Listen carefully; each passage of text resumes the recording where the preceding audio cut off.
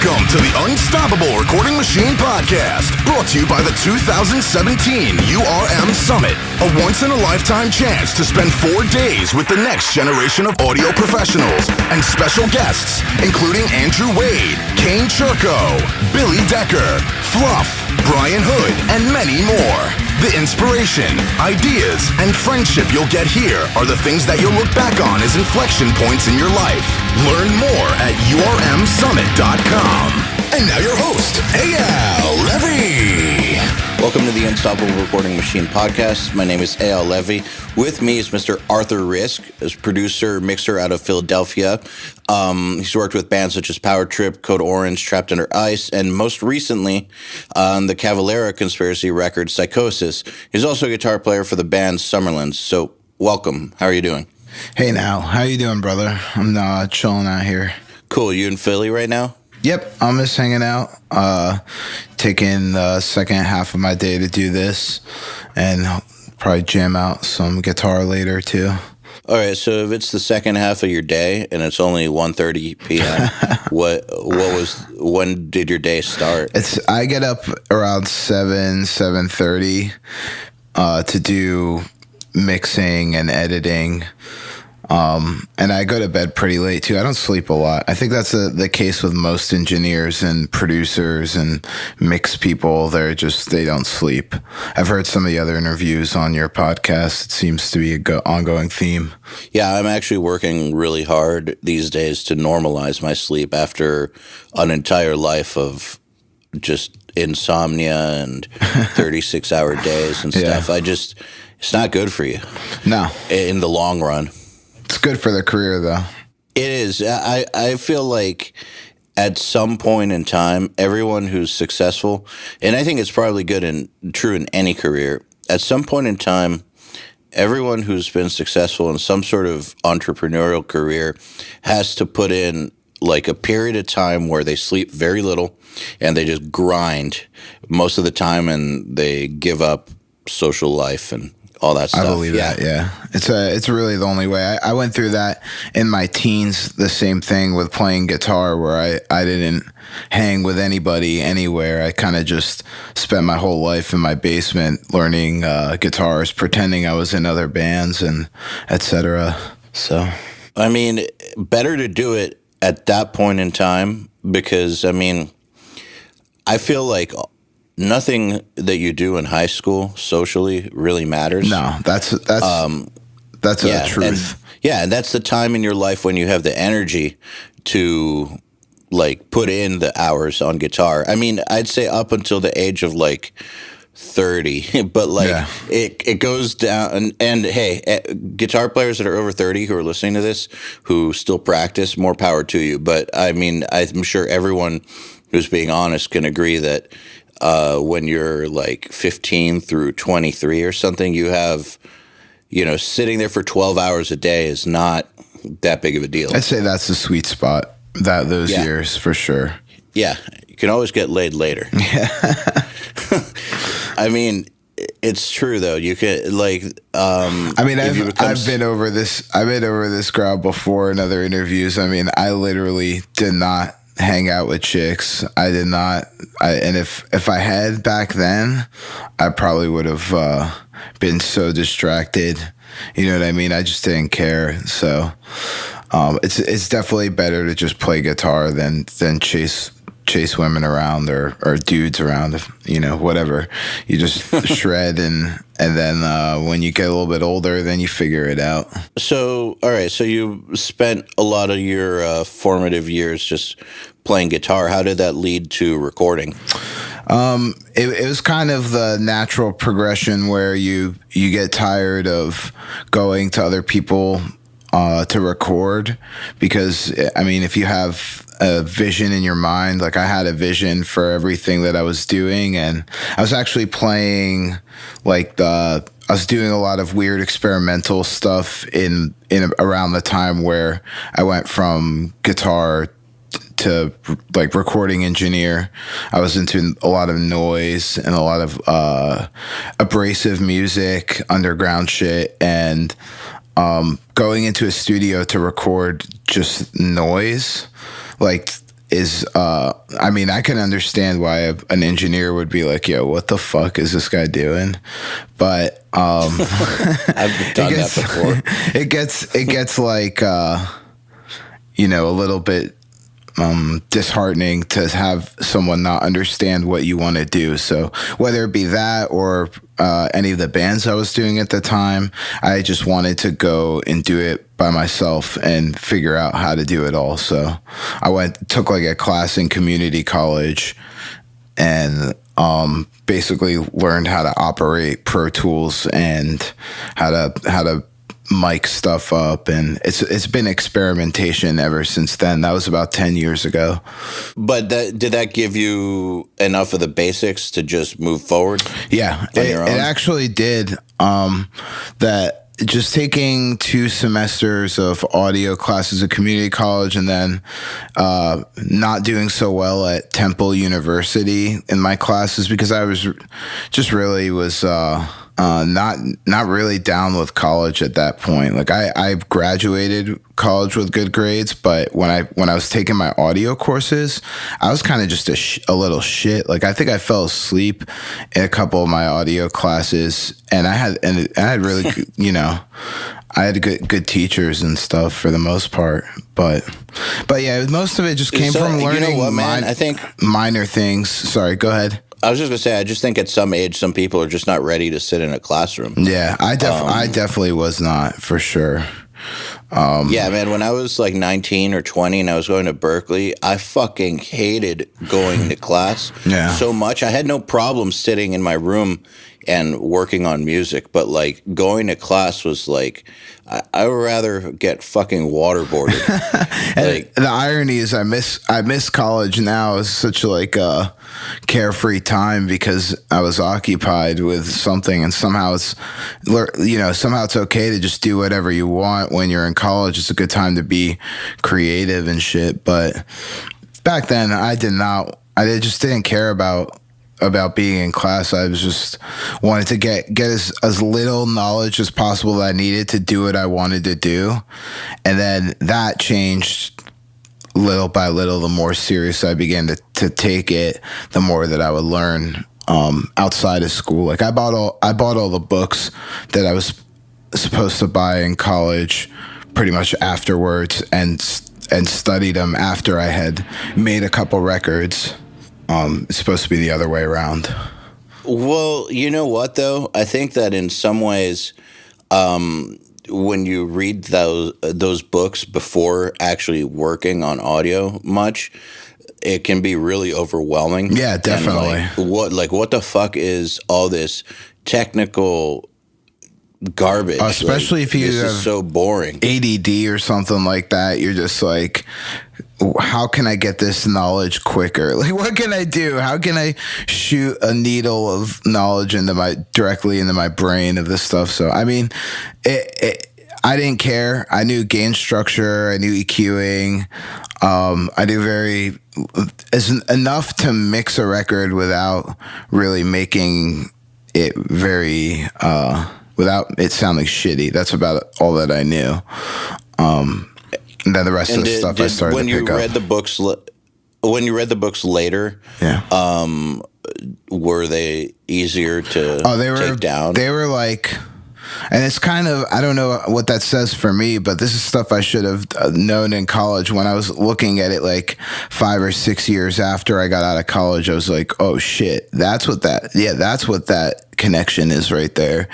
And then instantly my recordings improved objectively. You know what I mean? I mean, but do you think that you would have really understood how to use that knowledge if you had just paid attention right out the gate? Say that you worked on audio less and you studied more. Do you think that you would have been able to put that info to good use? You know, maybe, but I don't think, like, for people, I think it's situational. Like, for me, I didn't really understand everything because it was too much. If I had understood it and I had worked hard, maybe I wouldn't have put as much time into being creative. It's like the thing where people who go to art school, they won't take a job that requires a lot of concentration. They get jobs working at like the grocery store with making cakes or whatever, because they want to use all of their actual their thinking power on being creative. So I think that going to college, I did learn stuff, but had I actually studied, maybe I wouldn't have been as creative in my recordings. And I think that that's kind of what's been setting my stuff apart from other people's stuff, is the actual of not being afraid to experiment, more or less, knowing what technical results could happen from doing something that isn't technically correct. I imagine that helps you stand out in a place like Philly, because there really are a lot of musicians and producers out there. And great ones too. Will Yip, who I don't know if you know who Will Yip is. He did Title Fight and like tons of crazy shit. He was a semester ahead of me at Temple, and he's always been a great friend of mine and has helped me out a lot. Well, hey Will, if you're listening, you should come on the podcast. He was going to, but it didn't work out. Yeah, we'll go out. I'll talk him into it if this works out good. If you don't torture me too much, you know what I'm saying? No, I mean, no torture. Yeah. All right, so go on about Philly, though. So you've got Will Yip, and talk about standing out in a scene like that. I think especially for like dudes who are like, how do I stand out in my scene? I don't get it. Yeah, I mean, like I said, I learned a lot from Will. He's like gets like amazing sounds in an amazing studio, and I have like I don't have the same type of situation as a lot of the other dudes who are producing in Philly and mixing. They have like a lot of high-end studios, higher-end gear, and what I learned is that you don't need all of it. You need some of it where it matters, and then the rest of it's just about not being afraid to experiment, not being afraid to throw your own ideas out there. If you're a producer, just not be afraid to suggest something that everyone might fucking really hate. Be like, there's a lot of that, and not being afraid to just use shitty gear if you need it. I have so much go-to random bullshit that I bought at Music Around, which is like a used music store that people just sell their ancient digital rack gear to, and you could pick up digital rack stuff for like $15-20 for old stuff that I just will randomly pick up and use on anything. I mean, when I and this is like I'm kind of ranting on about the question, but I think I'm starting to get to what I'm trying to tell you, is that I've used a lot of demoing techniques when I'm making my own music, and I'm writing demos for my band Summerlands. I'll do anything and just try pretty much anything that there is to try, no matter how stupid the idea is. For example, like taping mics to a ceiling near a bass trap, or taping mics to the wall, just stupid shit, running mics through like guitar pedals, just doing everything in the demoing process, throwing shit to the wall, seeing what sticks. If there's a good idea to be found in the demoing process, and there's no reason why we can't add it, apply it to doing a band like, I don't know, like, Power Trip, for example, or Piss Jeans, or one of the other things that I've done. So with those types of ideas and the experimentation, is it off the cuff, or do you have like a list of things you'd like to try? It's usually just a bit of both. So like I said, some of the stuff I do when I'm demoing Summerlin's shit, what doesn't sound good at all, and I'll never use it. But if something worked, I'll often bring it into a session and be like, hey, I did this on this demo and it actually sounded cool. Do you want to try it out? And but sometimes you're just sitting there and you see something and you're like, oh, we should throw like headphones into these rototoms and run it through this delay processor and return it here, or use like a cassette three head cassette deck and use it for delay, or it just depends on what the situation calls for. But I think all that experimenting that I do in those sessions is what sets most of my recordings apart from other people's. So is it safe to say that if someone comes to record with you, they're going to probably be experiencing some techniques that they would pretty much never use anywhere else? Yeah, I guess you could say that. Yeah, for sure. I like using a combo amp on the bass instead of miking a giant fridge sometimes, and just, stupid little things that people are like, wait a second, I want my bass to sound giant. How are we supposed to get out of a 10-inch speaker or 8-inch speaker combo amp? It's like, well, it's the same thing as miking a giant fridge. You just got to figure out where to put the mics, and it's all about air and just, you'll stuff like that, for example. Can you give me some examples of some of the shitty gear you've picked up that has actually turned out to be really good? I have a ART reverb unit that I use. There you go. It's fun to overdrive the inputs of old digital reverb units and then EQ them later, print them and EQ them later, and just, and that's one example. I have Digitech guitar pedals, one of the first guitar pedal multi-effector pedal that I have, that I've used on just dumb shit everywhere. Like, I've run it through room mics and on drums and have like some kind of flange going or some kind of phaser going, and just bury that deep in a mix somewhere where it's pops in and out. So how would you pipe it into the room? If you explain that chain, like if you're getting it on room mics, how are you getting it in the room? Basically, I would put it on basically like parallel.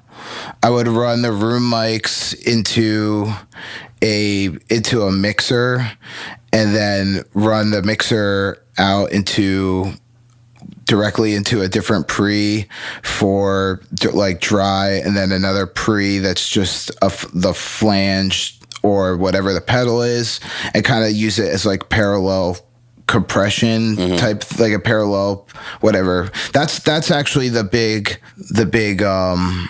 underlying theme of my recordings has been parallel everything.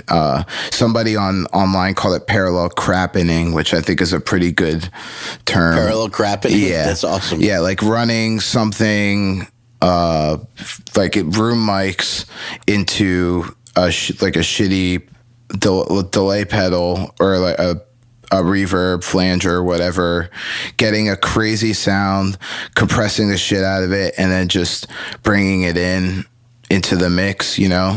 I've done it before where I've just committed it all into one room track that's just room mics with a phaser on it, and then cut out all the high end out of the EQ. All of a sudden all the low end is kind of like moving around in the room. It's just weird stuff that if you have digital, you have a DAW, you have an interface, you basically have infinite possibilities with this stuff. I'm not saying that you should all run through your room mics through phasers. You probably have pretty stupid results overall, but there are ways to just fuck with things to make them breathe and not really point stuff out. Have you ever had experiences where you suggest trying a technique, or you just go do it, and the musician's like, what the fuck are you doing? You know what?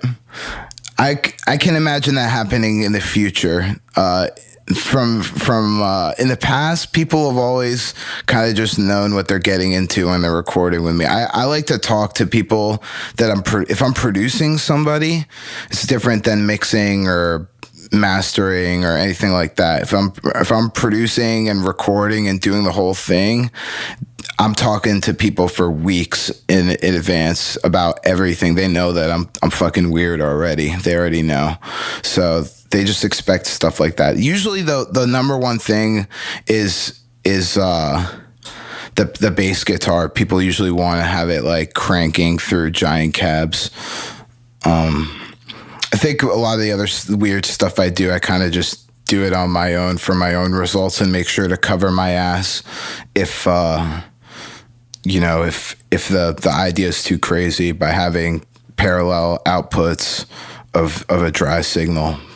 Smart. Yeah. But I do like to work fast also and commit a lot of stuff. So if it doesn't work in the first quarter, I probably will just chalk it up as a loss. Fair enough. Makes sense. Yeah. So let's go back to guitar. How do you think that being a guitar player, and obviously based on what you said, being a committed guitar player, at least for one point in your life, how does that affect your productions? Like, do you find yourself being super guitar centric, or you feel like it doesn't affect it? I'll tell you how it affects it. Fuck drums, fuck vocals, fuck bass, fuck everything except for guitar. That's all. So you just press solo? Yeah. No, I do. I honestly, I love guitar, and people tend to compress the shit out of guitars and bury them in a mix or just make them super, super, super in your face. And I just don't feel like I like guitar to be in the front, but not in your face. So I do. When I mix, I always try and mix the exactly how I hear it. I mix the record exactly how I hear it, and then I'll bring the guitar down a decibel and the vocals up a decibel every single time. Does that have anything to do with the fact that guitars usually come up in mastering? Yeah, that's one thing, but I think like. I always notice that I try to keep stuff under control enough to the point where it won't pop out, like it won't like blast off during mastering, because I'm not squashing the guitar signal. But like I said, the parallel crappening thing too always helps with a guitar to keep it from really taking over and mastering. Just keeping one thing of it, one mic or something squashed, and keeping it in phase, and just keeping the other mic to breathing and EQing. It takes a lot of work. Is the problem is that you have to find the different parts of different songs. You find that you have to do volume automation, EQing automation, etc. But as I said, with digital, you pretty much do anything you want if you have the time, if you're willing to put in the effort. So can you talk about how you go about dialing in a guitar tone? Yeah, usually it will start with just basically listening to the amp, picking out the amp that goes with the album or song or whatever, picking out an amp, picking out a guitar, playing it, listening to it, the obvious stuff, and then I'll usually throw on two mics, a dynamic and a condenser usually, or some type of combination. We'll listen to the tone until I think it sounds, we'll just record something once it's in phase. Once we have the tone we want, we have the mics in phase, we'll listen to what we have. And then I like to go with pedals instead of EQing on the board or compressing on the board or anything. I like to start with using guitar pedals because I'm such a guitar dweeb that I like to think that we can get the tone by ourselves without going to the process of EQing everything on the board and compressing everything on the board. So just try and get as close as I can with like a 10-band EQ and like a guitar compressor or whatever. I like to get that tone, and then we will go to listen, print something, see how we feel about that, and then go from there usually. just maybe a little bit like light compression and EQing, and that's it. What are some of your favorite guitar pedals? I have a lot of pedals. It's just like I any chance I have, I'll buy them. If they're cheap, I'll buy them. I don't have a lot of the classic expensive stuff. Like I don't have a Klon. I don't have like crazy shit. But I'll always go to for heavy metal tones and like heavy stuff. Once I have the amp dialed in, I like to mess with like old Boss pedals. Like a Super Overdrive is one of my favorite overdrives. Old Tube Screamers are amazing. You've heard all this stuff before. I have for chorus might be my favorite guitar pedal, because that chorus is one of my favorite effects. I have the new Boss Wazacraft pedal of the chorus that basically is the 3 classic Boss pedals put into one military grade tank. You can't beat those. No, you really can't. They're fucking amazing. So I use that a lot, all the time. And those are pretty much my go-tos. I got old Boss DD5. I have a Moog mini Fugger delay that I like because it adds gain to the delay. You can add gain to the delay. That's cool. That's pretty much it. I have some pedals that people have been sending me, and out of all the bunch that I've gotten, there's Damnation Audio makes a sick distortion pedal, and Idiot Box Effects sent me some stuff that I really like. There's a fuzz pedal called Whores, which I think is a band. They have a fuzz pedal that's really sick. So I've been using those. Box. Yeah. So the Horrors pedal by Idiot Box. Yeah. I like those names. I mean, they're just guys like me who like fucking love music and guitar and shit. And they're not. They have their companies. They're not giant companies, but they send me stuff because they know I'm a freak and they're into the bands and stuff. So I'm into that. I love trying out like random shit with guitar. When it comes to guitar stuff, I'll mess around with that stuff on 5 different amps, direct in, all that stuff. That brings up a question that I get asked a lot, which is, how did you go about getting gear sent to you? Like, how did that? A lot of guys are like, how do I get an endorsement? How do I get gear? And what did you do to get yourself in a position where people send you stuff? I'm also a front of house audio. Like I tour with a lot of the bands that I record and do their live sound. So I tend to meet people a lot just at shows. And if somebody is coming to, somebody's, endorsing a band that I'm with, and I check them out, and I see that they have something that's cool, I'll usually just hit them up and be honest and say, listen, I just want to try something out. I really like your company, and I don't, I'll pay you for something. There's all this stuff that, I'll try out, and I'll buy something. That's usually what it is. If you buy something, you ask to try out a couple pedals, and you buy something and they trust you, then those people will send you shit, and then it's like priceless. And then you probably end up buying stuff anyway that you weren't planning on buying. But I've gotten a lot of free pedals that way, where people will just be like, well, just keep it and try something else out. So basically be a valuable person. Yeah. I mean, you got to think about it. People... I hear a lot of this talk now about endorsements when I'm going to like these metal festivals and stuff, and people are hamming it up backstage, talking about I'm endorsed by this, endorsed by that. People think that you just should get tons of free shit because of where you are in your life, but I think that a valuable relationship is one where you also give something too. Like, be like, listen, I'm not just some guy who's gonna take pedals or take mics off of you and then pawn it in a couple years. Like, I want to use this shit. I want to be inspired by this shit. I'm not inspired by what I have right now. and offer some money. Don't be greedy. That's great advice, and that's similar to what I tell people, which is look at it from the company's perspective.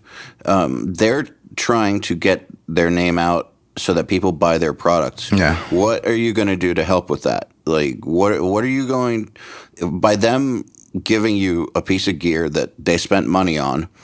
They had to create. Yeah. Like, what that is valuable to them. It's their livelihood. What can you do for them that will make them want to give it to you? Mm-hmm. Exactly. So that's always, and that's the same thing also for getting work. You can say the same thing. Like, you should always, for years, I've volunteered myself to people that I thought could give me something, and a lot of times my judgment was spot on, where I would be like, okay, well, I'm gonna do sound for this band, and then they will, maybe I could slip in that I'm also a recording engineer, and that they should bring your band to my studio, or etc. So that's how I've gotten a lot of my work too.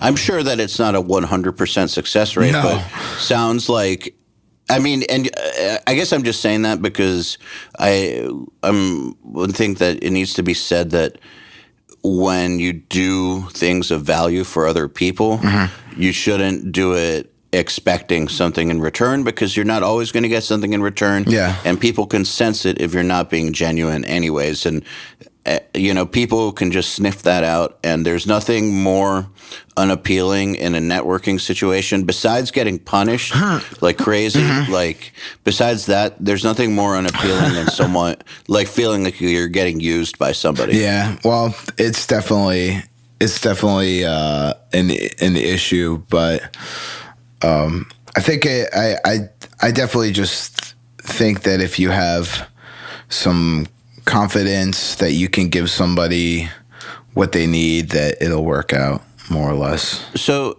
do you have any tips for the social skills necessary to properly network with artists or gear reps or any of these people? Sounds like you know a lot of people. Obviously, if you tour, people enjoy being around you enough to let you in their vehicle for a month at a time. Like, were you naturally always just no? I think like chill, or did you have to work on it? I've toured when I was younger. I've toured with bands that definitely pointed out, because when I was younger, I was much more. I don't know what the word is. I definitely wouldn't say that I was a punisher, but when I was younger, it took for me touring with people that pointed out that I was doing things that were kind of annoying to artists, or in those social situations. Basically, people pointed things out to me to the point where I was like, oh man, like I've been doing that. Like, for example, they would point things about me or other people. Like, for example, somebody going into a dressing room and eating all of the food. Oh, man. That's not something I did, but there was a guy. What a big no-no right there. Yeah, basically just going in there, taking food and putting them in their bag. Like, that's something that a lot of people just don't think about when you're meeting with somebody. Like, oh, there's all this free shit. I've never seen free shit before. It's like, that is a big no-no, and just stuff like that. But I guess I'm getting off track here. We're talking about like networking. I think that being cool, like, is something that you can learn. Not saying, oh wow, look, Arthur's cool, he's like a fucking cool dude, I mean, like, being cool as in literally chilling the fuck out, and when you're meeting somebody important, listen, so who can give you something, listen to what they have to say, and don't be annoying. Like, don't try and take pictures with people. Don't ask for stuff. Just give what you truly feel you have to offer to this person in the most impactful in the least amount of time. You know what I'm saying? And treat them like a normal human being. Exactly. Because if there's one thing that gets annoying to people is just I've always loved your band. I'm like the number one fan. Like I fucking like you changed my fucking life. Like that's somebody that you don't want to hang out with in a studio for 6 months. Now well, no, and also like the thing about that kind of stuff is that while it's flattering, at the same time, once you're in that category for somebody, they don't really see you like a person. No, they see you more like a concept. Yeah.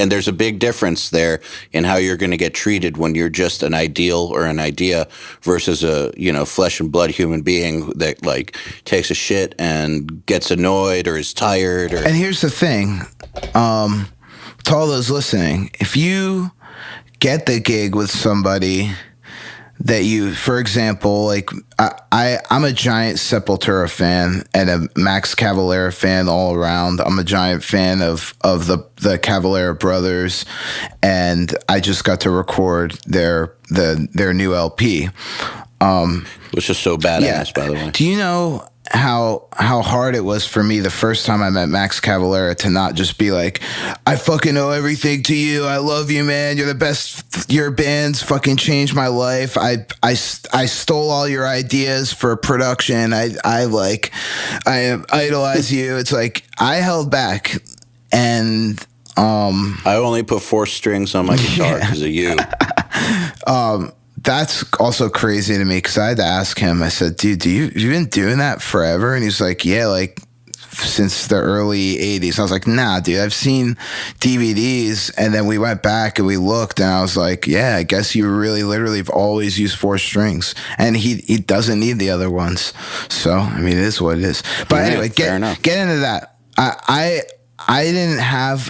I wanted to tell him all that stuff so badly, but instead, I kept that shit to myself. And then maybe a year later, I was in the studio with him. We had just gotten through half or almost all the tracking done. And I was able to tell him all that shit and thank him properly.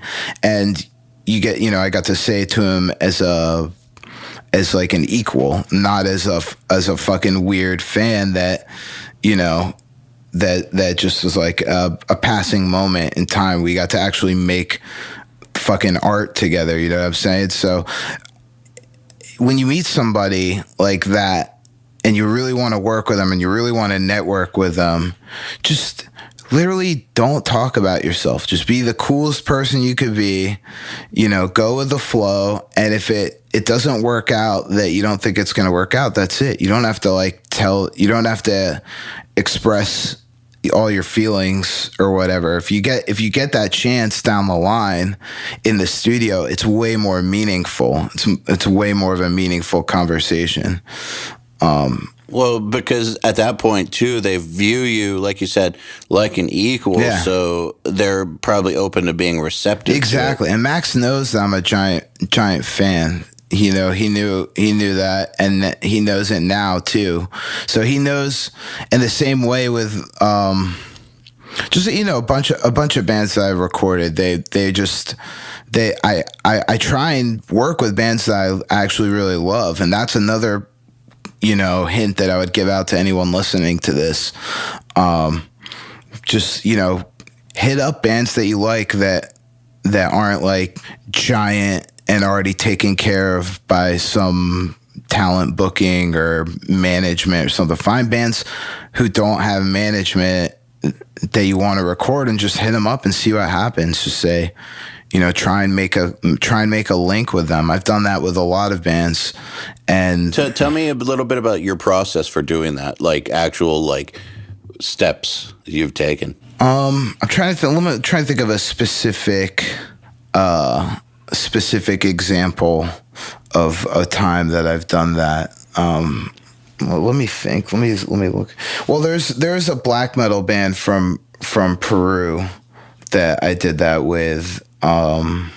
Essentially, what had happened was they had posted on their Facebook that they were they had demos for their new LP, and I just sent them an email. Was like, hey, I'm a producer in the United States.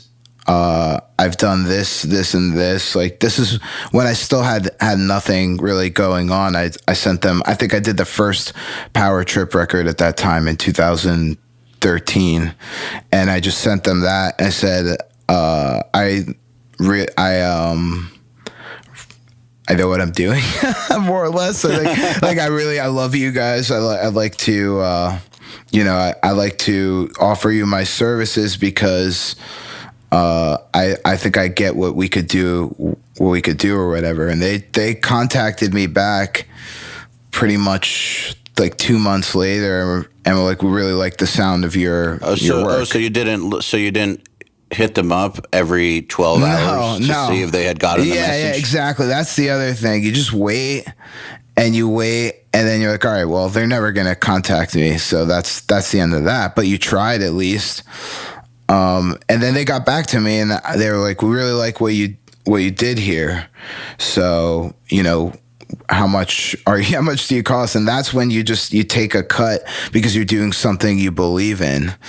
And then you build yourself up to the point where you can actually, you've worked in your own network of bands that you like, as opposed to just taking work from the local bands and getting, probably making more money than someone like I do. But you work on stuff that you like, and you're able to output more meaningful shit. And the money comes eventually, in my experience. It takes a long time, but it's coming. It's if you can live and pay your bills and just kind of suffer, the happiness manifests itself. Yeah, exactly. So. There's this idea that I learned from the CEO of Creative Live, a dude named Chase Jarvis, which is that the kind of work that you put out there is the kind of work you're going to get more of. So, like, if you're a black metal dude, but for some reason you get a bunch of church bands coming to you, you're probably not going to get lots of black metal bands. No. And, if what you want to do is you want to make a living doing extreme music, then you need to record extreme bands and do whatever you can to record extreme bands, and then get good enough to where eventually the ones that have budgets will come to you. Yeah. But you're not going to get to work with those bands if you're making country records or Latino pop or indie music. It's just not going to happen.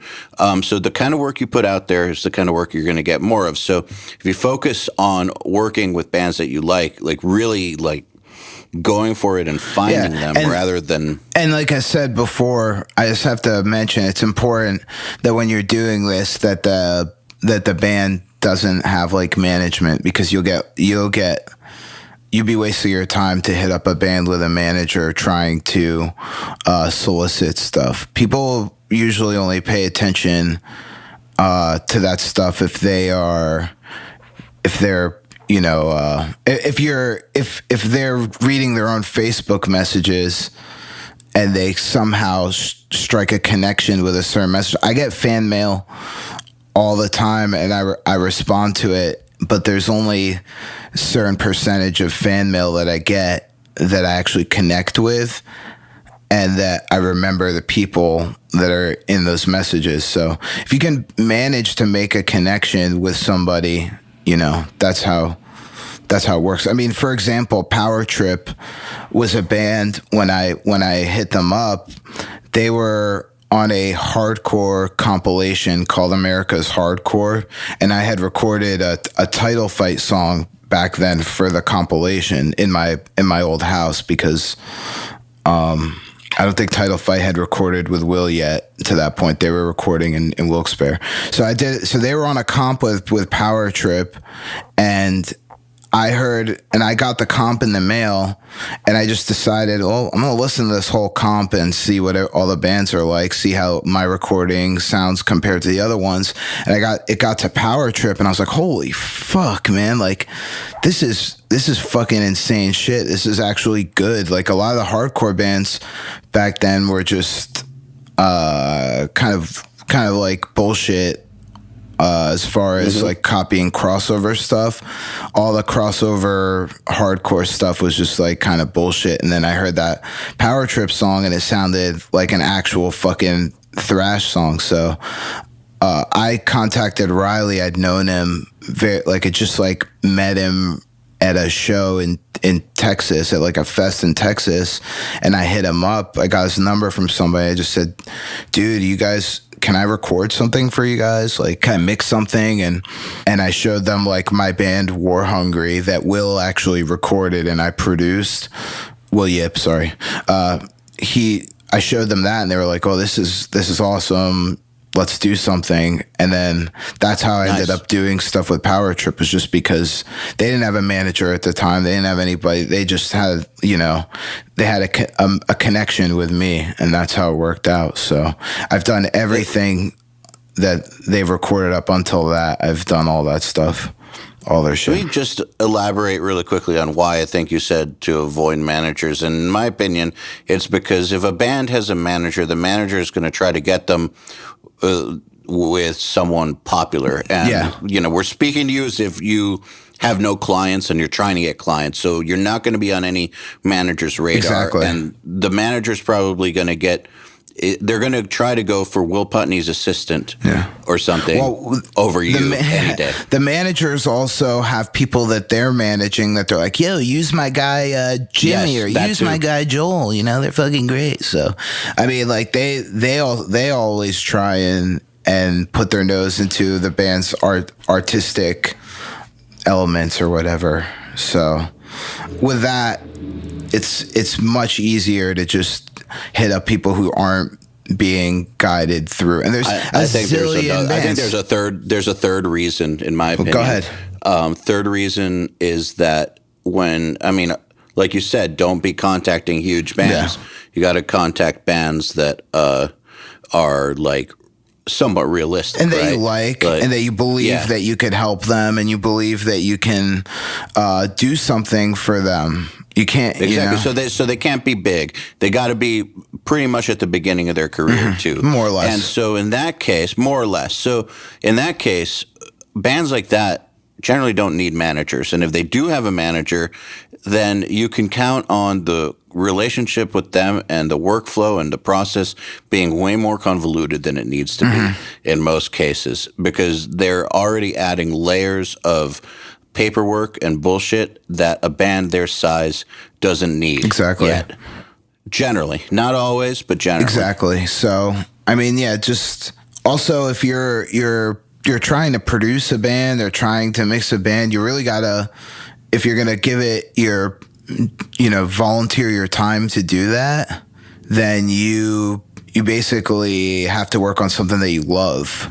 Otherwise, you're fucking yourself over. You're volunteering your time it's like volunteering your time to, I don't know, to just do something you don't like. Yeah, I'm at a loss for metaphors today. Well, though I do think that there is some merit for like being able to take on multiple different kinds of sessions. But I mean, one thing is if you develop a reputation and people come to you and you got to keep the lights on. Another thing is when you're actively trying to carve out your own niche and your own space in the world, why go for stuff you don't like? You won't be passionate about it, and you won't put in the sacrifice needed to turn it into something. Yeah, exactly. And you can't really get behind it either. Someone comes up to you and says, "Oh, you're recording fucking you're recording Summerlin's record," and I'm like, "Well, yeah, but they fucking suck, and I'm sick of it, and I hate recording, and I want to kill everybody." So, but that's like, you have to be behind what you want to be like. Oh yeah, it's fucking going great. They rule. This rules. It just makes you have a hunger, and that hunger naturally manifests itself into good work if you put the time in and the effort. And then like I said, like you said, the money comes eventually, as long as you stick to your guns or whatever. Yeah, and I mean, just like to touch on the sacrifice thing a little more, like if you're have that feeling of, I hate this band, they suck, why am I doing this? You're not going to be willing to stay the extra nights or be single or miss Thanksgiving. Like all the things that like successful people have had to do along the way, like miss that wedding or, I mean, you know, like not sleep for 2 weeks, like all that shit. You're not going to, if it's like, fuck, I hate this band, I'm just going to end early and enjoy my night, or I'm going to that wedding. Being in his studio is the ultimate it's like the ultimate like sacrifice for a day, because it's many times you don't have the privilege of being able to end a session early or end a session at under 10 hours or something. It's like you really don't know when you're fucking leaving. There's other people who are asking you, when are you leaving? When are you going to be here? It's just like, you don't know. And in order, you have to really believe in what you're doing in order to be able to be there and be successful. So, I mean, I guess the overall point that I'm trying to give you going way back is just, really, really try and work on stuff that you can make a connection with, essentially. And that's kind of that sounds like that's what's fueled you this whole time. Yeah, 100%. And I mean, you've come a long way very, very fast. I mean, I know you've been at it for a decade or more, but for instance, you just said that in 2013, you were still, at the relative beginning of your recording career. I would officially say that my recording career began in like 2012, 2013, even though I was tracking friends' bands for a few years before that, like maybe 5 years before that. I'd been tracking friends' bands and doing stuff. It wasn't until like 2012 that I was just like, all right, if I'm going to do this, I got to be fucking great. Otherwise, I need to like go work at my parents' sandwich shop. So it's one or the other. Nothing wrong with sandwiches. No, I love sandwiches, and I love my parents' shop too. So I still help them out too, and it's funny because I get random people who recognize me there and be like, "Oh, dude, you were just in L.A. With Power Trip accepting an award, and now you're like slinging shawarma." It's like fucking crazy. But I mean, it's not like you're working at some random fast food place. It's a family business. No, I love helping my parents out. It's also good for decompressing away from fucking music, because I actually love music. I'm a music freak, and if it was up to me, I'd be jamming shit 24 hours a day. But sometimes you have to take a break from it, and helping them out or doing whatever is my way of still feeling like I'm doing something, but it doesn't have to be involving music. Also, I listen to Howard Stern 4 hours a day too. Dude, so I love Howard Stern. Yeah, same here. Hit him with the hind. He's one of the greatest interviewers of all time, and yeah, he is, and I've learned so much. I don't know what else to say. He's just great. Well, I've learned so much shit from his interviews with celebrities, and I mean, he's done like producers. I mean, he just interviewed Jimmy Iovine, who did. Oh, that was an incredible interview. If anyone listening, if you have HBO, first go listen to the Howard Stern interview with Jimmy Iovine, and then go watch the Defiant Ones, which is what the interview is about. Yeah, and that whole interview kind of covered. I haven't watched the show yet, but the whole interview kind of covers a lot of the stuff that was on the show. But like stuff like the fact that he was like, banging Stevie Nicks in the basement of his house and hiding her because Tom Petty was upstairs and recording a record upstairs, and he didn't want Tom Petty to know that he was dating Stevie Nicks and recording her record at the same time he was recording Tom Petty's record. Just like stuff like that is like insane to me.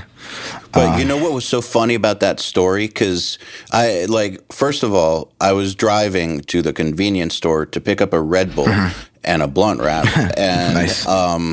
And I heard that. I mean, the convenience store is like 2 blocks away, and I was hearing this, and I was like, man, I don't want to drive back home. Like, I just want to listen. I drove around town for 2 fucking hours. And then when I got home, Classic. I walked in and I was like, to my girlfriend, I was just like, hey, we're watching the Defiant ones now. So stop what you're doing. And then we watched the whole thing.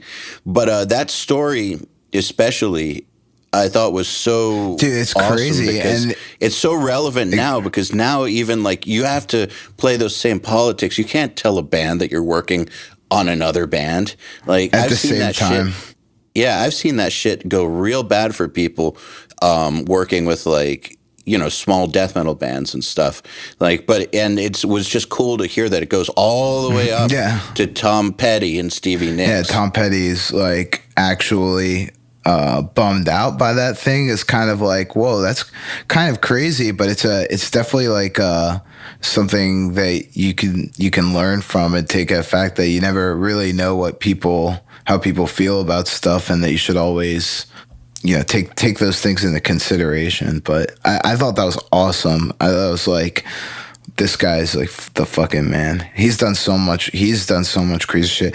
People who produced in the 70s and like the 80s are among my heroes of producers, because I feel like those are the best recordings that were ever made, especially like Fleetwood Mac, and I was like one of the bands that completely inspired me to be a producer, because I would be, when I finally started to notice production in music wasn't until I was in college, maybe, or not in that college, probably like I was like 19 years old. And I know that record Rumors was one of the records that kind of made me realize that there's so much thought that goes into making records move in a mix. It's not just like that. And like Queen too, obviously, with the panning and 28 million layers of vocals and all that stuff. So I think the guys in the 70s, I think Reinhold Mack produced some of the Queen stuff that I really like. And those recordings are mind-blowing, and I view those people as the true pioneers.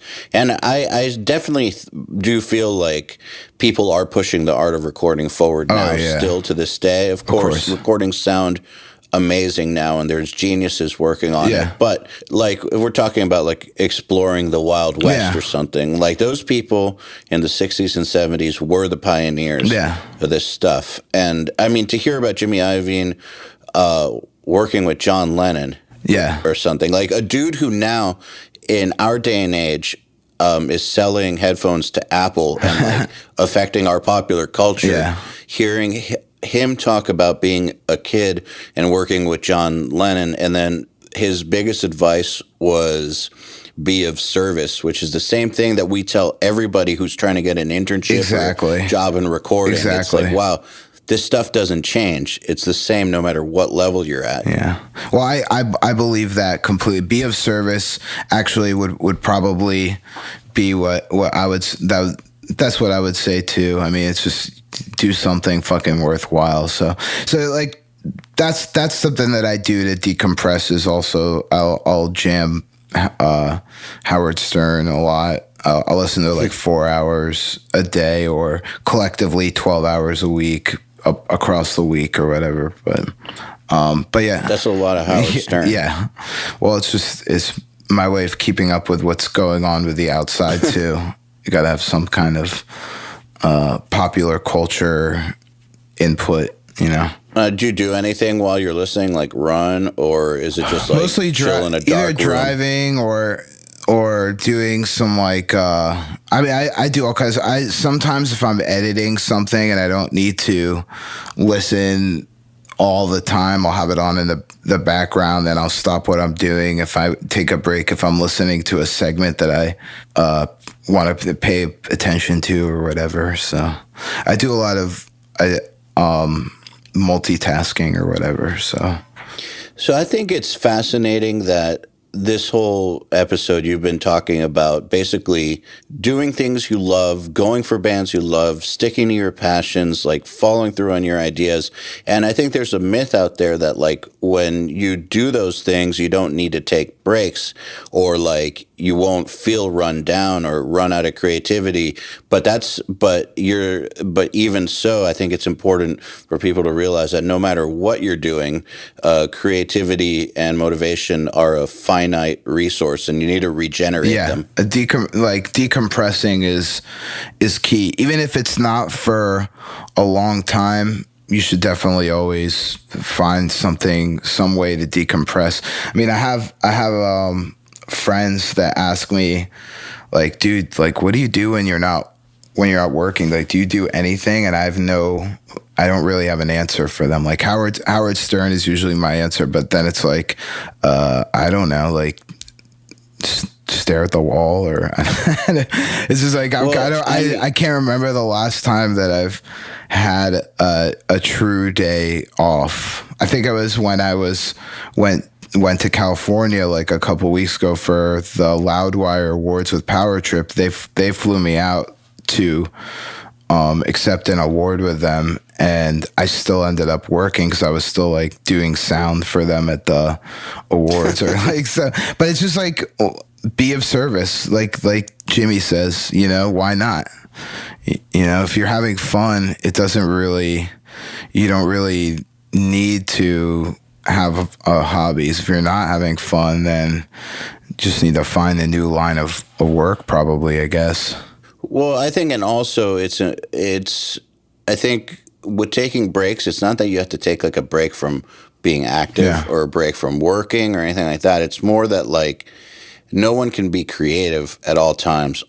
You know, that's the thing that people need to take breaks from. Yeah, I think you could fall into psychological traps or whatever, you know, black holes by trying to do that shit all the fucking time.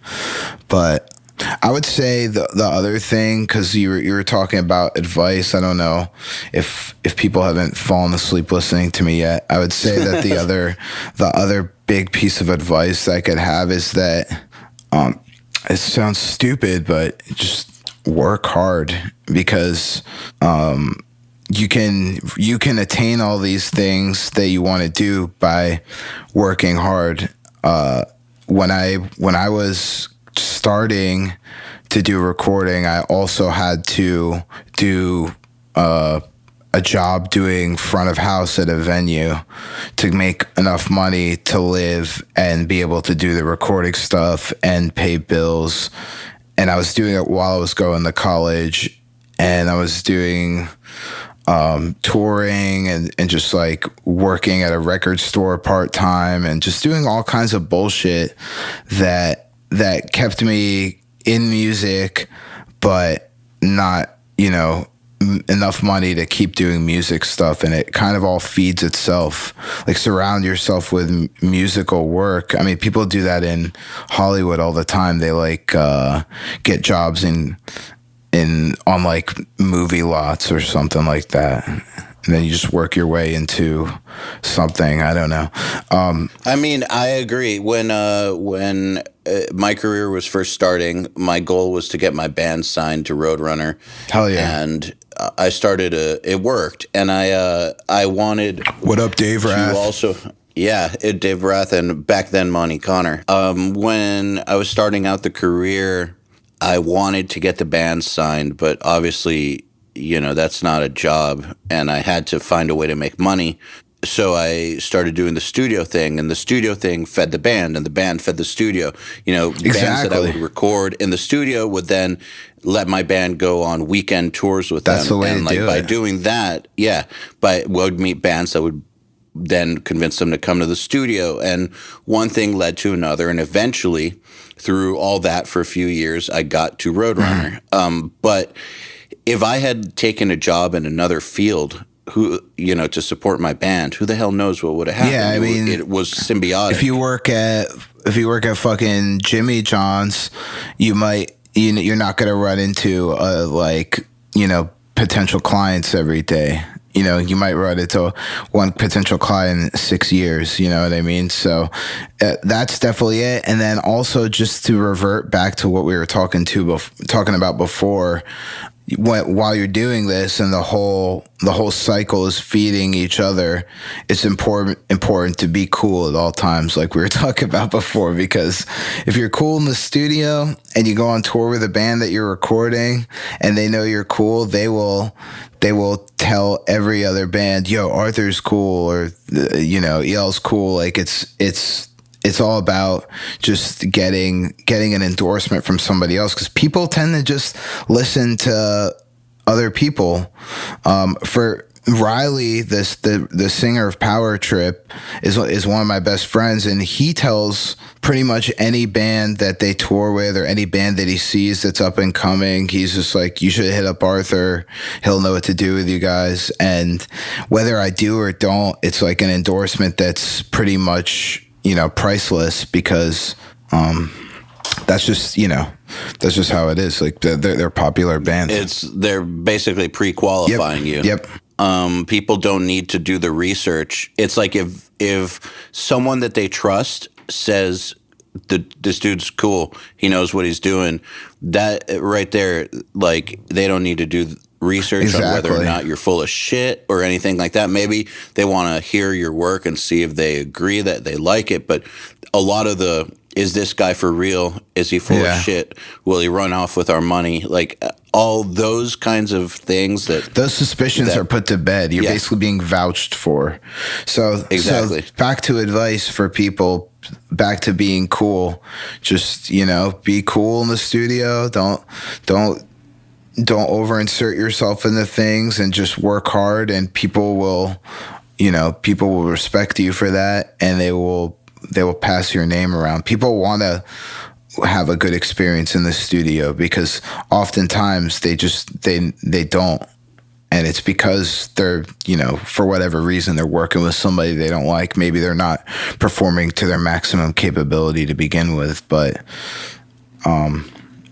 people want to have a good time. So just, you know, let them have a good time. Bring them donuts, you know? Definitely. Whatever. I've done that before. It works. Well, Arthur, thank you so much for coming on. It's been an awesome conversation. Oh, thank you for having me, dude. Yeah, I'd love to have you come back on in a few months and continue the conversation. Sure thing, man. I'll put in a word for you to Will Yip, too, and see what he says. Thanks. Yeah, tell him to text me back about it. Like, we'd love to have him on, and he's been requested a lot. He's a busy motherfucker. Of course, I know. That's a true man who works a lot. Lives like 2 blocks from his studio too. So so basically he lives in the studio more or less. So, but that like him and like me, like we both bust our asses. That's the reason why both of us have been able to be successful too. So, do you know a single successful person who hasn't busted their ass? No, I know people who are rich that haven't busted their ass, but I don't know anybody who's made personal success without busting their ass. Like I also have friends who are born into money and had the opportunity to take that money and be, you know, and just, or maybe they didn't, but they could have, you know, they're born into money, and then they just bust their ass anyway and just fucking like grind in you know, front house gigs and stuff like that. So, you know, being born into money is not going to give you talent. No. Or work ethic. So, I mean, I've known a lot of people who were born into it who just are the biggest losers I've ever met. So I don't think being rich and being successful are the same thing. No. Like if you're given all your money, that might actually ruin your drive. It might. To work for stuff. Not always. No. I said, I know people who were born into money and didn't let them affect their drive at all. So yeah, but you really can't be successful without putting in the time in this industry at all. At least you need that you know, that block of time. Absolutely. Of just years, nonstop fucking misery. So Well, with that, thank you. Yep, thank you. Take it easy, brother. The Unstoppable Recording Machine Podcast is brought to you by the 2017 URM Summit, a once-in-a-lifetime chance to spend 4 days with the next generation of audio professionals and special guests, including Andrew Wade, Kane Churko, Billy Decker, Fluff, Brian Hood, and many more. The inspiration, ideas, and friendship you'll get here are the things that you'll look back on as inflection points in your life. Learn more at urmsummit.com. To get in touch with the URM podcast, visit urm.com/podcast and subscribe today.